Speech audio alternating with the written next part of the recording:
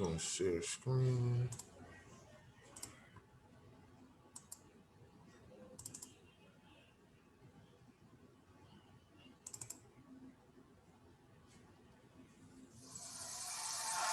Can you see that? Can you see that video? Look at me offering. I can only see your screen. Okay, let me try it again.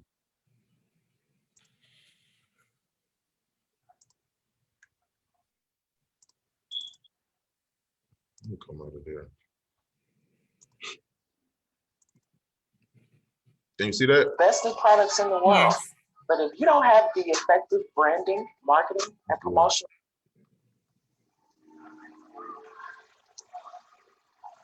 you could be offering the best new products in the world.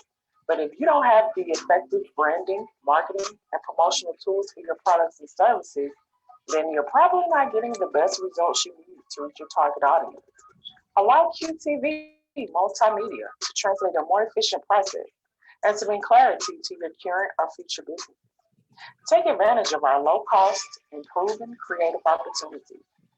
Email us at qtvmultimedia@gmail.com. That's qtvmultimedia@gmail.com. Or just simply click and leave us a direct message. And don't forget to leave your full contact information. And please share. Hey, happy Friday, happy Friday. Y'all heard what she said. She said, please share. Hey, happy Friday. Welcome to QTV Multimedia, and we are up in here. Miss Violet is in the building, man. How you doing? How you doing, Queen? I'm doing fine. Thank you for having me. Let me make sure I got no Facebook now. And am I pronouncing the name correctly? Yes, Violet. Violet, good, good. So let's jump right into it. I don't want to hold you long. Let's jump right into it. Let the listeners and viewers know who you are, where you're from, and some family background, and what do you have going on? My name is Violette Meier. I am a native of Atlanta, Georgia. I grew up in East Atlanta, then went to high school in Decatur. I am a speculative fiction writer. I specialize in paranormal, fantasy, science fiction, and thrillers. I am a mom of 6 children, 3 by birth, happily married, an artist, a spiritual revolutionary, and I love to love hard and live free. Right on, right on. Now, you said something about that supernatural, something you said like that. From your family and peers, when you got into that part, because we know society and our melanated people what their first mindset is, and I've had to look into certain things myself through in my lifespan and say, hey, that's not as bad as I thought because I didn't know, right? What was some of the feedback when you got into when you started telling people what you was into? What are some of the things you ran into? Be honest. Well, sometimes people are like, oh, that's scary, that's spooky, that's weird. But I believe the supernatural is a natural part of our world. Think about the thing, if you're from the South, especially if you have grandparents from the country, everybody has seen a ghost or had some type of experience. So it's not as odd as we pretend it is. So I love religion and I love mythology and I love the paranormal. So basically, I just tap into things that we all know about. We just don't like to talk about it. And I just spin my fiction around it. Right. And I understand too that most time I understood that we fear what we don't understand. So if you were explaining it, and I'm quite sure you had your own experiences, how would you explain it to people that you would say, no, come over, it's not bad as you think? What give me a good line of how you would recruit someone to even look into it? I like to ask questions. I like to pick the mind. You have to always meet people where they are. And that's, you talk about my questions that I ask on social media.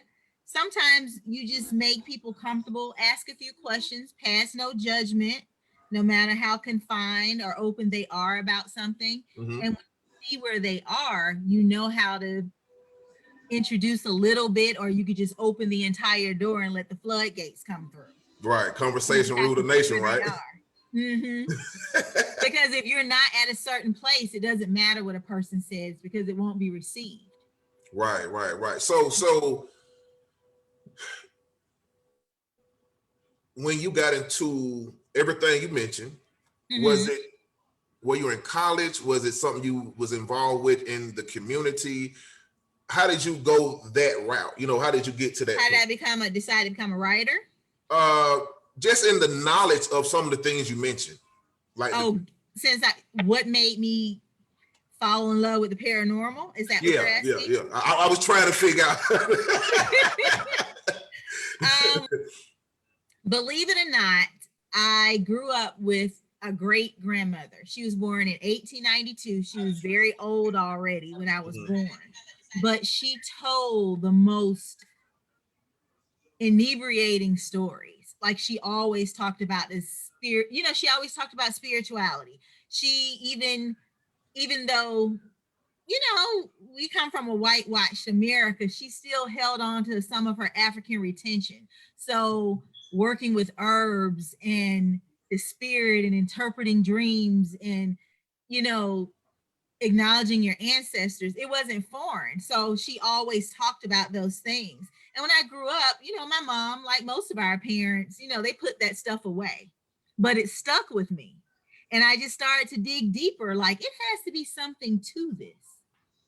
Because having certain experiences of my own, it made me go, I've had a dream or two that was prophetic, and I have really good intuition. I can read people super quickly. And I said, it has to be something to this. Right. So it made me dig deeper. So I grew up in a religious family, but I knew it had to be more than that. It had to be more than just this. Right. I think a lot of us did, for us, I can remember in the Southern Hemisphere, religion and stuff like that. So me being a PK kid myself and even, venturing out, because I always like to learn, and I ran across everything that you mentioned, but I know I can't go tell my mama that, you know what I'm saying? Because, being Christian background and stuff like that, I know the concept of how, I'm like, well, I asked a lot of people, ask most people, do you know anything about it? It's like, no, but, and I'm always saying, well, how can you respond or make a judgment if you haven't yourself, took the time to inquire about it, you know what I'm saying? From either literature or asking one's person. I want to take a second to shout out to everybody on Facebook and in the chat. Adrian Chambliss, Miss Confident, thank you for joining. We have a question for you. She wants to know, can you please define paranormal? I write paranormal fiction that is basically anything that is exploring the supernatural that is not a part of our natural world. So I write about ghosts, angels, demons, fairies. It's just things that are not a part, that we don't recognize in our natural world. Like one of my biggest series is Angel Crush. It's about a fallen angel that comes to Atlanta and try to recreate a Nephilim. So I just play with supernatural entities a lot. Mm-hmm. So is there I know everything has a medium. Is there a good side, bad side? Is there a part where, hey, don't go that far? Like, explain to us what's the justice scale part. For me? Yes. I feel like I have an inter scale that I know I can walk up to a line and then I'll say, you know what, I'm good on this side. So you have to know yourself and you have to know your spiritual fortitude and if you're protected and certain things, because I'm a nerd. I like to read everything. I like to explore, but I had to learn as I got older that everything is not worth exploring. And some things you just don't need to know because you can't unsee things and you can't unlearn things. It's funny you say that because I am naturally like that, right?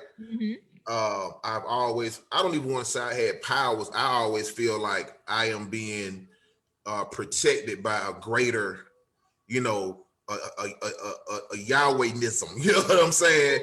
And my mom used to always tell me that like all information is not good information, but you know, as maturing and stuff like that, I never understood that saying, because information wise, if you're not intentionally seeking, then things fall upon you, and then you kind of let me see. So I always was like, well, how do you know what's not good information until you get into it? You know what I'm saying? So from a predestined part, I'm like, well, how would you know what's good and what's bad? I feel like once you read it, you then weigh it up to see if it's worth your attention or if something you need to stay away from. But I always felt like only then will you know.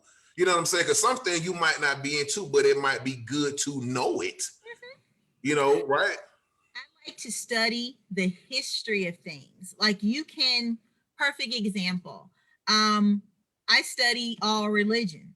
I am able to know the ins and out of different faith beliefs without bowing down and worshiping things that I may not believe in or agree with. But I still know the fundamentals of it. I don't think you have to go inside of something intimately just to understand the basic thing about it. And I think the danger, like of the internet, you have people playing with spells and tapping into things, and they it's don't like know broken, the dangers. it's broken information, and they don't know the history of things, and it's pieces glued together, and you're summoning all type of foolishness into your life. And you don't know why. And you know what? This is just me personally. Like, I can't be the one to believe in this and not that, right? Like, I have a spiritual background, religious background, and I even said in the church method, like, there's no way it could be this without that bad, right? You know what I'm saying? So that's what I said. I'm like, no, it has to be. It's a yin and yang. There's good in the evil, you know. And I feel like that's what we're kind of going through now. It's the good versus evil per se, you know what I'm saying? But our perception of what's good and evil, I think that is where the line is right now. I see people, like you say, I'm on social media, I'm like, people are doing everything you mentioned. I'm like, I wonder, do they know what they're doing? Or when they open up these so-called, like, do you know what you're releasing? And if you can't put that monster back, you know what I'm saying? Or what? Or do you even know what you're summoning? You know what I'm saying? Because I feel like if you can call them here, you can call them there. And I'm like, hey, that's a deep picture. So in saying all of that, tell us about your books and how many have you written thus far, and give us the titles. I have written 12 books. Wow. My novels are Rue of the Immortal. I have a series called the Angel Crush series, which include Angel Crush, Son of the Rock, and Arc Fiend. I also have, my first novel is Out of Night. My latest book is a collection of short stories called Hags, Haints, and Hoodoo. That's a collection of supernatural short stories. I'll also have a supernatural short story book called Tales of a Numinous Nature. I have a poetry book called This Sickness We Call Love. I also have an inspirational book, Loving and Living Life One Day at a Time. And I have 2 children's books. Wow. I think I named them all. Well, hey, that's a list, and that's one to grow on. Congratulations on all of that too. So we got to get into it. What inspired you? Just whatever books you can think about. Where were you, and what inspired you to be creative as you are? Let's go there first. And the second question, you can just segue into what makes a good speculative fiction, and give us that definition. What is it? Okay, inspiration. I like to go back to my great grandmother. I think she inspired me the most because she sparked in me imagination when I was the youngest.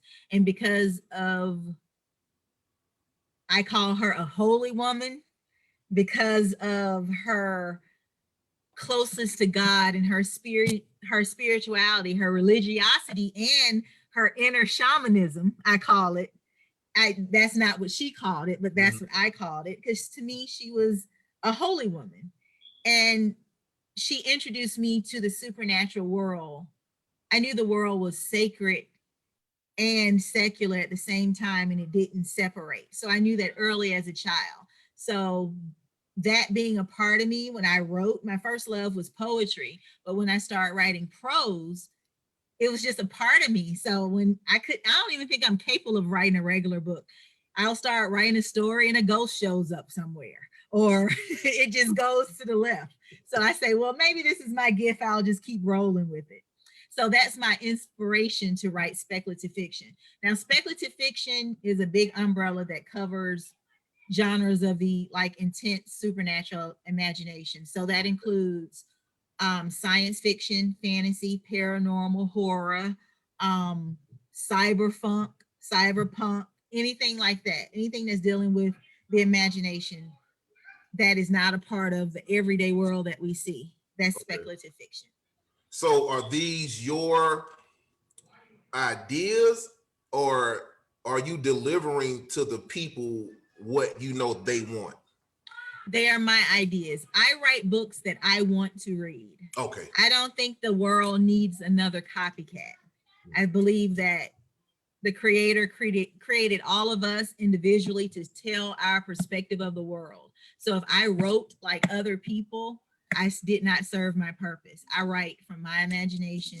I write books that I wish existed, so I birthed them into existence. Right. And my goal is to find people who like to read what I write. Right. So there's a comment, Miss Adrian Chambliss. Shouts out to everybody on Facebook and in the chat. She made a comment and said, "No one understands you when you are given the gift to go deeper in the spiritual realm." Absolutely. You have a comment? Absolutely. I mean, no one does understand because it's a personal revelation. And no one has seen that revelation but you. And it's up to you to explain it and hope that someone sees it. But no one is guaranteed. People never understand great people. We praise them when they're dead and gone. Right. But when they're with us, we never understand. Right. I said this yesterday. I said people will not come to your birth of your child. They might not, probably won't come to your wedding or your housewarming, but they will come see you laid in a box or cremated in droves. You know what I'm saying? Like literally. Monica Delancey, thank you for joining in. Thank you for joining QTV. Happy Friday. Happy Friday. So you told us where you got your ideas from, and your inspiration, your grandmother and things of that nature. So what did you do with your first advice when you became to be a writer? Who did you have any advice, and who did it come from, and what did you do with it? That's a hard question. Really? I don't remember my first advice. I come from a big family, so they got a commentary for every single thing. I think when I first wanted to write in the genre that I wrote in, because like now it's a big deal because of things like Black Panther, Black people are allowed to have an imagination. And I'm not knocking it at all, but I had friends like, why don't you write urban fiction, or why don't you write, romance novels? And I'm like, I don't want to.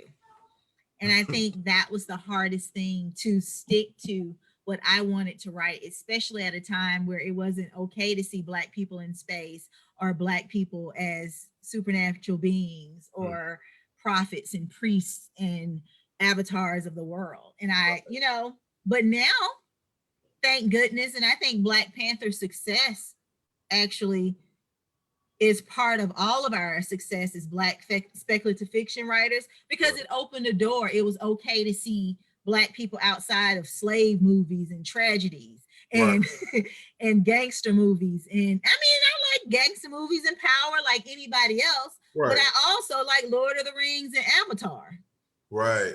And I would like to see that based in the African diaspora, because we have a rich history with mythologies of our own, and we don't explore it. We know about elves, but we don't know about the Dogon and the mapping of the skies. We don't know those things. So why not talk about ours? We know about the Smurfs. Do I know about the No, I Smurfs? said we know about the Smurfs Oh, and yeah. stuff and Santa's helpers. Yeah. So how about talk about our rich history Yeah. and mythologies? I see. I understand. I really understand. So Yeah. on your journey, what has surprised you the most? What has surprised you the most? Culture. I mean, anything. What has been a surprise? Where it's just this big question mark, like, wow. In the beginning, and I don't want this to sound negative when I say it. When I first came out, it surprised me the most that non-Black people supported me more in the genre I was writing in. But then the tables equaled out and turned. And I think it has also to do with our culture. And sometimes, like, especially if we have certain religious retentions, you get scared because you go, that's supernatural, that's creepy.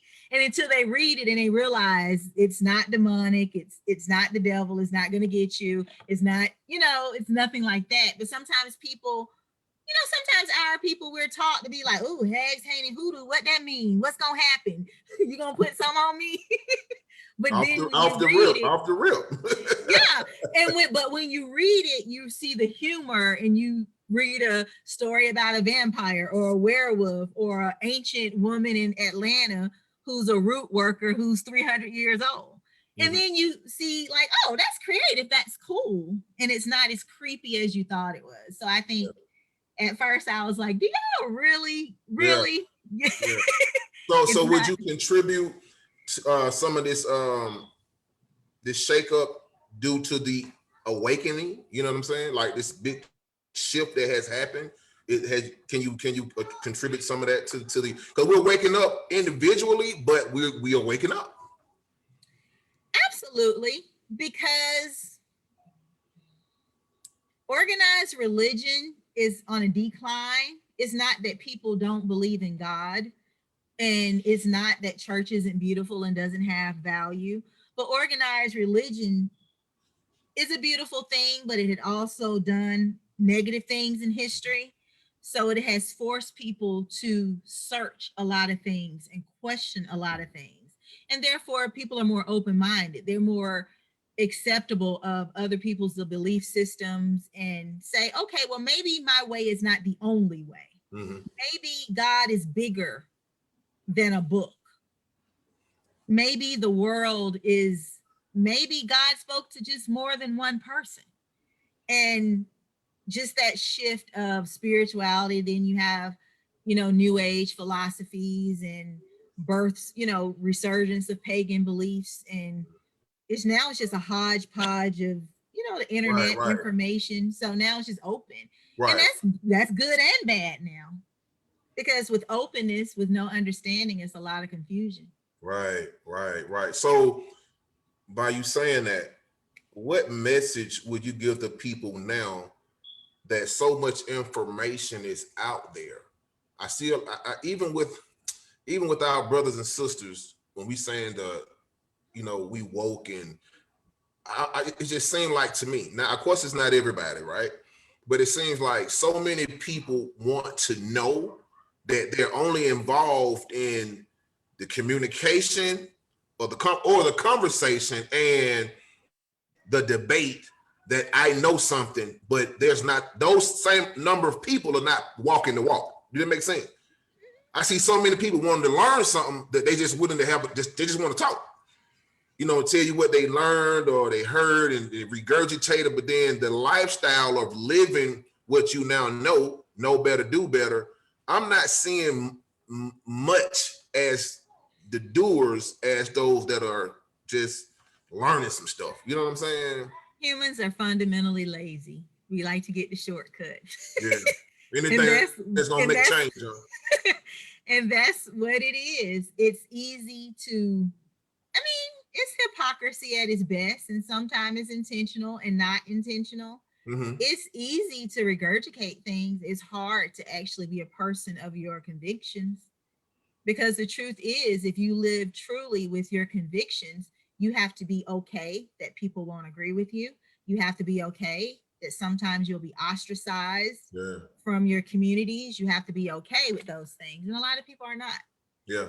Because when you They're- find yourself, even like the biblical statement that a prophet is not accepted in his own home, I think that's a Absolutely. lot of us in a lot of different areas, being that if we falling into the truth or whatever it is, just that position of alone, shoot, knowing who you are and walking it, you know what I'm saying? Keeping your head up. People gonna be like, nah, we don't want that over here. You know what I'm saying? You too strong.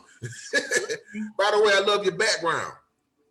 Oh, thank you. Good. So tell us how to find your books and stuff like that. Tell us what's going on. Right here at violettemeier.com. You can find my books there. You can also buy them on Amazon, barnesandnoble.com too. So I am everywhere books are sold. And if they don't have it, give them my name and they will get it. Wow, that's what's up. Big ups. So let's get back to it. What does your writing process look like? What's the process? I am I teach English part-time and I talk about outlines and all these organizations, but honestly, I write like a mad person. Sometimes the idea come to me in a dream and I go through spurts. I'll go to write for writer's block for 2-3 months, and then I'll be writing like I'm possessed. Like the story is coming out and I have nothing to do with it. I can't control it. I wish I can give you, I could tell you, the books tell you to make an outline and go. Yeah. I don't do that. So somebody's not practicing what they preach. So it's kind of hard. I'm like that too. But where do you write though? Where are you when that creative spell hits you? Is the room junky? Do you got to go to a woman's cave? Like, where do you go? Where's your spot? Where's that spot at? Where are you getting that download at? Between my bedroom, my room isn't junky, but I have an absurd amount of books that my husband complains about a lot. So I do have a ridiculous amount of books that is disturbing to him because they're in stacks and stacks and stacks. Fair, I also have an office in the basement, but believe it or not, a lot of time my inspiration comes late at night and I end up scribbling it on pieces of paper and then I have to get to a computer and download it. Adrian made another comment. She said, people ain't trying to connect with extra strong folks. No, not at all. No, because if I'm extra strong, it may reveal your weakness. Yeah. But the real thing about being extra strong is that you pull up those to your level. Right. I think it has its ups and its down, or negative and its positive, because when you're strong, I read a saying say like, who do you go to? You know what I'm saying? Because people would assume you're so strong that you don't need to be lifted, picked up, or have anything positive, enlightenment words to you. They just watch you from afar and like they don't want to be like that, but the enemy won't allow them to come across that threshold when the whole time, like myself, my arms are always open. You know what I'm saying? And I can't help how they feel. I have nothing to do with that. You know what I'm saying? Absolutely. It's a hard thing. Mm-hmm. Yeah, it is a hard thing because I am I'm a chaplain by trade. Okay. So I take on burdens of people and counsel, and I also do life coaching. So all I do is listen to people. And it's true. With all my arms open, I have a hard time with vulnerability. I take my stuff to the Lord. People take their stuff to me, and I take my stuff. I internalize it, and that's something that I work on myself. So it is hard. Sometimes we forget that the strong need a shoulder too. Exactly. I saw a friend posted today or yesterday. He said, I don't tell people how I'm doing on my business, because if I wasn't doing fine and told you, what would you do? Like, what are you gonna do? I think a lot of people need to check themselves, because if I told you, people want to call you and and they don't want to hear that. Hey man, I'm not well. I'm not in a good space. They want to hear that, but they don't want to hear that. Maybe they don't have anything to offer. You know what I'm saying? But it's like, if I really told you what's going on, what you gonna do? You know what I'm saying? So when you're writing, does it energize or does it exhaust you? Always energized. Always. When I'm writing for myself, mm-hmm. It always energized. The only time writing exhausts me is like if I'm writing for work. Mm-hmm. Right. Because it's not something you want to write, because people are putting you, within their boxes and you have to meet certain standards. It's not a natural flow. Okay, cool. So let's segue into publishing. How did you do publishing? Are you self-published, or let's talk about publishing? I am self-publishing. I own a publishing company called Violette Publishing. When I first started off, I started off under a small publisher. The nerd in me liked to research and learn the business. Mm-hmm. And I just realized that why take a small royalty? If you learn how to do it yourself, you can just cut out the middleman. And so I was able to get my publishing rights back. Mm-hmm. And I love my husband because he understands me. One of the best gifts, actually probably the best gift he'd ever given me, because I remember when I was very stressed about leaving my publishing company and I didn't know where to start. And I never forget, for Christmas, he incorporated Violette Publishing under my name, bought all my ISBN numbers, bought all my barcodes for my books. Wow. Taught me how to typeset. And he said, no one will ever own your work but you. Hey, now that's a real stepping stool. Two hands salute to hubby. What's up, hubby? Salute to hubby, man. Good. Teamwork always make the dream work. Absolutely. So as an author, what was the best money you ever spent as a writer? What's the best money that you spent in your Are you talking about on books or just on life? You name it. Either or both. I don't know. I mean, I guess traveling to different places.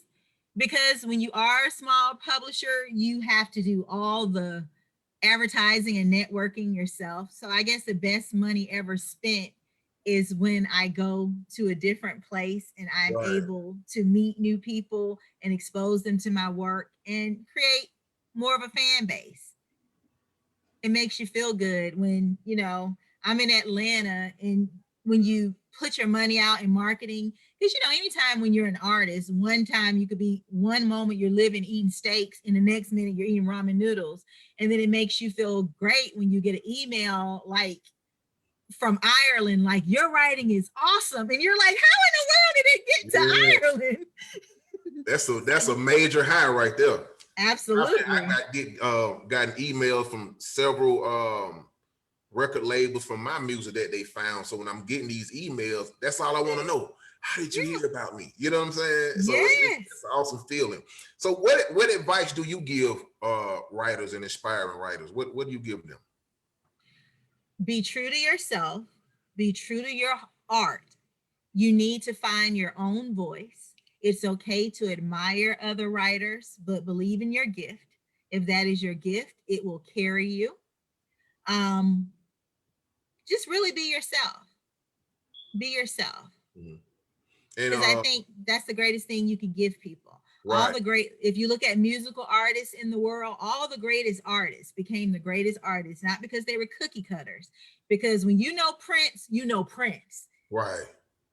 That's that sound. You know what Michael Jackson sound like. You know what Stevie Wonder sound like. They're not trying to sound like Elvis. They're not trying to sound like anybody. Just be you. Yeah. That's the greatest advice I can give to anybody. I tell people, I give you me. That's all I have. Everything else is just maybe an attribute. You know what I'm saying? But who Absolutely. I am, that's what I give 110%. So to get and also let me add, I think good writers need to read. It's very important to read in order to write. and sometimes you don't. I mean, and it's important because the more you read, it builds your vocabulary. It also helps your imagery and it expands your knowledge of the world. Mhm. So it's important to read when you write. Right. But not in your same genre. Right. I'm gonna jump over into a few personal questions, maybe 2 or 3. Okay. Pandemic. Let's Okay. do a firing squad. Your thoughts? The pandemic has been an absolute adventure for me. It was hard for me because I almost lost my mother. Last year, she was in the hospital for 2 months. They told her she would not survive. But my God is God, so she got up and walked up out of there. Right. And I was grateful for that because there's so many who didn't. Yes. And so this pandemic, I take it seriously. I took it seriously. Mm-hmm. I don't like to get in the vaccine discussion. Don't worry me either. Yeah. Hey, people need to read. Hey, people need to read. Yeah. People need to read. If you seek, if you seek, you will find. Absolutely. You know, social justice. I don't think you can be a good person and not acknowledge social justice.